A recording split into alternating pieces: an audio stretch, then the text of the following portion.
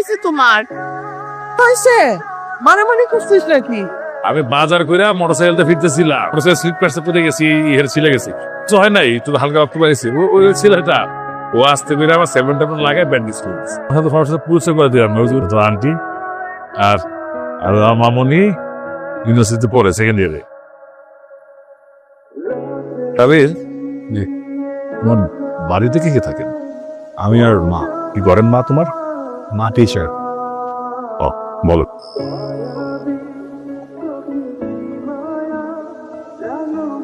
কি করছেন?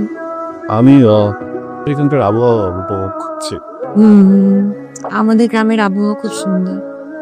আপু কেমন জানি গন্ধ পাচ্ছি। আচ্ছা আপনি সত্যি করে বলুন তো, আপনি কি পরিবেশ অনুভব করেছেন নাকি দূষিত করেছেন? এত পাকনামি করতে বলছে কে তোকে? ও আসলে কেউ দুষ্ট তো। বাবা বলেছে কালকে সকালে আপনাকে নিয়ে গ্রামটা ঘুরে দেখাতে। কালকে সকাল ছবি তুলে দেবেন? আমি একদম ভালো ছবি তুলি না। আপনি তুলে দিলেই হবে। ওকে।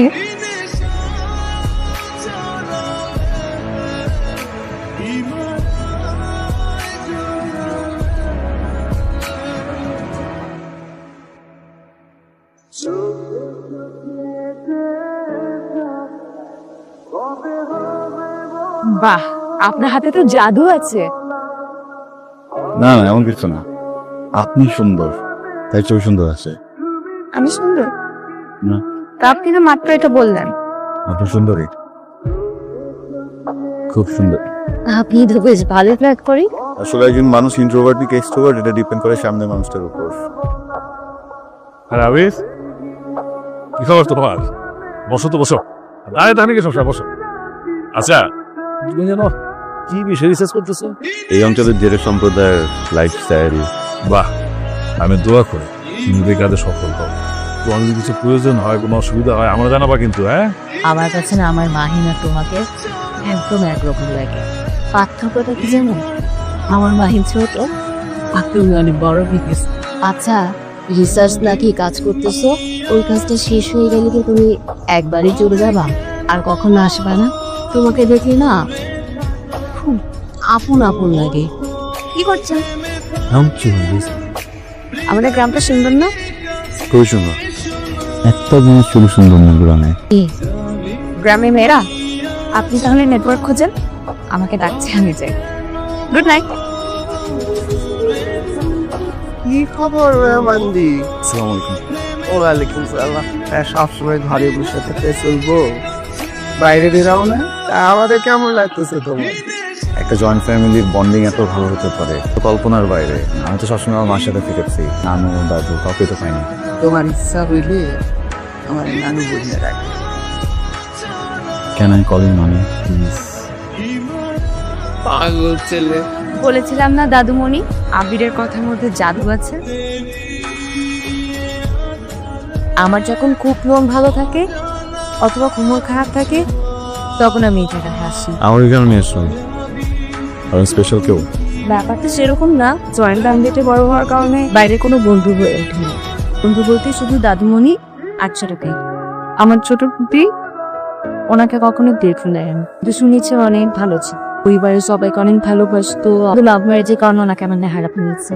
এই জন্য আপনি প্রেমকে ভালো মনে করেন না, তাই তো?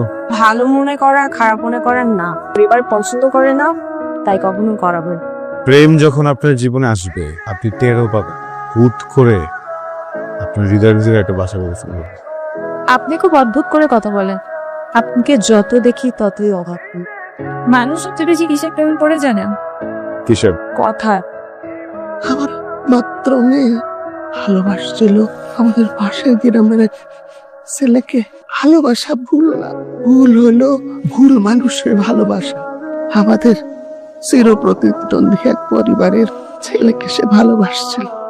মৃত্যুর বাবা কেউ মেনে নিতে পারে। আবির আপনাকে নানু বলে ডাকলো? পাগল ছেলে। ও আমারে বলছিল যে মা ছাড়া কেউ নাকি নাই তার জীবনে, দাদু নানুর আদর পায়নি। আমি বলছি ঠিক আছে, আমারে নানু বলে ডাক। মুনতাহাটা আজ কত দূরে, মুনতাহা কাছে থাকলে ওর ছেলে মানে নানু বলে ডাকতো। মরণের আগে আমার মেয়েরে আমি দেখতে পাবো কিনা।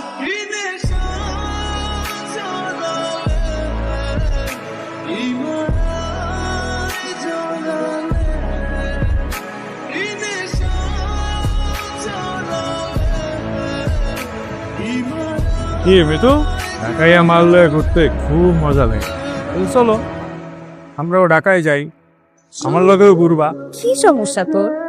তোর ভাবিরে কারো লগে দেখতে সত্য না ছাগলে কিনা বলে আর ছাগলে কিনা খায়। আর ইলেকশনে এত বাজে ভাবে হারার পরে সরকার বাড়ির কাউকে চেহারা দেখাতে তোর লজ্জা লাগে না?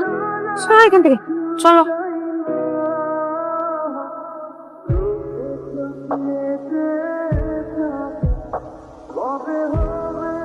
আবির ছেলেটা না একদমই অন্যরকম, আমাকে মুগ্ধ করে দিচ্ছে। এই যুগে এমন অমায়িক ছেলে পাওয়াটা আসলে কিন্তু খুব মুশকিল। আসলে ছেলেটা অনেক ভালো, অনেক মায়া।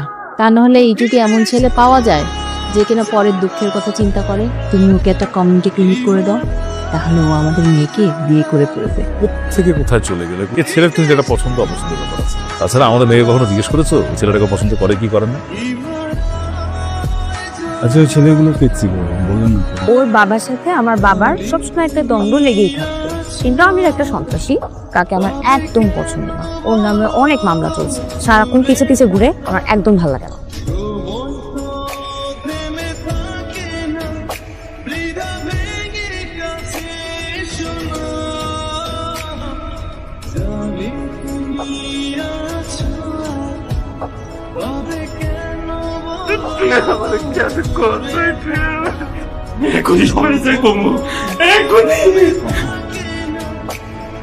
আমি কত লিখছি আমি আমাকে নিয়ে আসবো এখানে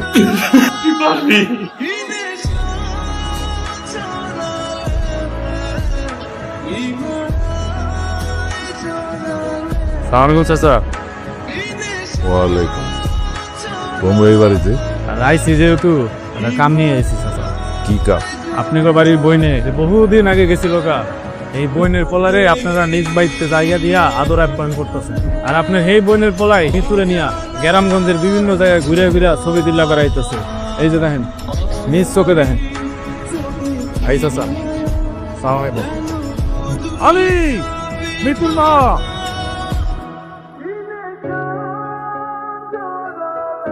কোন সাহসে তুই এই বাড়িতে এসেছিস? কে তোকে এই বাড়িতে আসার সাহস দিয়েছে? এই বাড়ির দরজা তোর মায়ের জন্য চিরদিনের জন্য বন্ধ হয়ে গেছে, তোর জন্য এই বাড়ির দরজা চিরদিনের জন্য বন্ধ হয়ে গেছে। তোর মা নিজের সুখের জন্য আমার যে পাপ, সেই পাপের মুখে চুনকালি মেখেছে। বেরো, বেরো এদিকে, বের হ। আর তোকে একটা কথা বলি মিতু, তোর ফুপুর মতো ওই ছেলের হাত ধরে বেরিয়ে যেতে চাস, তাহলে তোকে আমি কেটে টুকরো টুকরো করে বেরিয়ে ফেলাম। বহুত হয়েছে মান সম্মানের খেলা, এবার ভাবতেন। ঠিকই বলছি। একদম চুপ, কোনো কথা বলবো না। অল্লগে হিসাব বোঝাপড়াটা শেষ করতে বুঝেছি। কেমন দিলাম মিজান সরকারের কাছে?